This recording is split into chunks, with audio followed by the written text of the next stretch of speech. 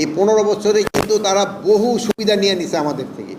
এরা এত সুবিধা নিয়েছে এখন তারা সুবিধা পাচ্ছে না দেখি কিন্তু এই যে তারা বিভিন্ন ধরনের প্রচারণা করতেছে। তারা আমাদের এই সুবিধা কিন্তু আর দেওয়া যাবে না। এই আমাদের কিন্তু এই যে দেখছেন এরা কিন্তু আমাদের সব কিছু লুট করে নিয়ে গেছে। দেখেন এই লুট করে নিয়ে কিন্তু কিছু যারা ওই পারে চলে গেছে এরা কিন্তু আরামে এসে আছে, এখানে খুব আরামে এসে আছে। আর ওখান থেকে ওই ইনস্ট্রাকশন পাস করলে আবার আমাদের এলাকায় কিছু রয়ে গেছে, তারা কিন্তু লাফাচ্ছে। কিন্তু এই লাফানো আর কিন্তু খুব বেশি দিন বরদাস্ত করা হবে না।